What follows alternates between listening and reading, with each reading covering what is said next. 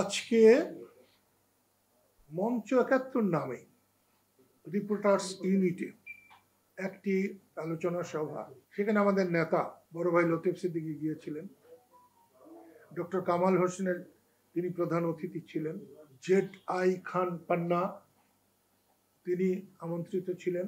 ঠিক এ সময় পুলিশরা বলেছে কয়েকশো, কিন্তু আয়োজকরা আমাকে বলেছিলেন 100-এর নিচে মপ গিয়ে তাদের অনুষ্ঠান আলোচনা বানচাল করে দিয়েছে। এটা কোনো গণতান্ত্রিক দেশে কারো সভা সমাবেশ বানচাল করার সাংবিধানিক অথবা আইনানুগ কোনো সুযোগ নেই। তাদের এখনো ডিবি অফিসে রাখা হয়েছে। আপনারা জানেন লতিফ ভাই অন্য ধরনের মানুষ। লতিফ সিদ্দিকীর জন্ম না হলে টাঙ্গাইলে রাজনীতি অনেক কিছুই হতো না।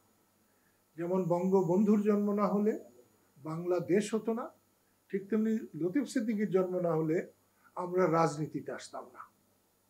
আমার মতো ভীরু কাপুরুষ ছোটকালের এ দুনিয়ায় দ্বিতীয়টা পাওয়া যেত না। সেই কারণে আরো যারা মাহবুব নামে বোধহয় একজন বীর প্রতীক আছে, মাহবুব না মাহমুদ, আরো কাকে কাকে যেন গ্রেপ্তার করে রাখা হয়েছে। আদৌ গ্রেপ্তার করা হয়েছে কিনা তাও জানি না। আমি আপনাদের মাধ্যমে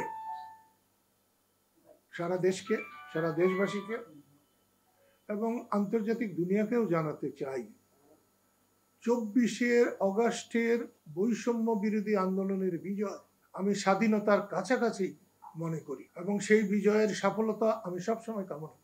কিন্তু সেই বিজয়ী বীরেদের কার্যকলাপ দেশের মানুষ অতিষ্ঠ হয়ে উঠেছে।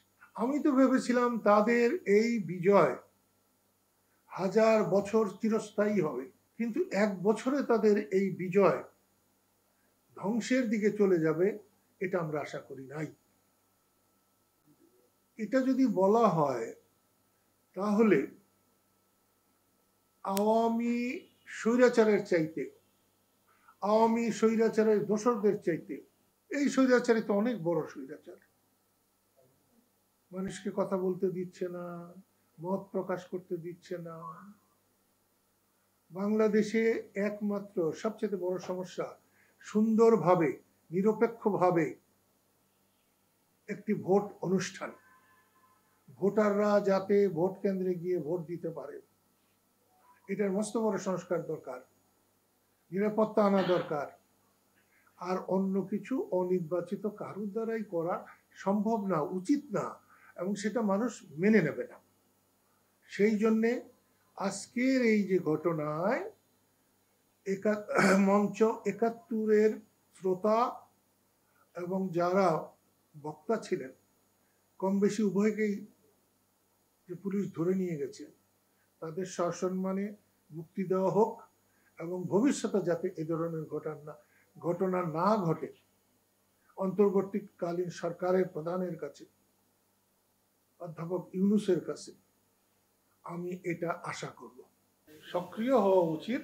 ঘুমিয়ে থাকলে আমাদের সম্মান থাকবে না, আমাদের নিরাপত্তা থাকবে না, আমাদের ইজ্জত থাকবে না।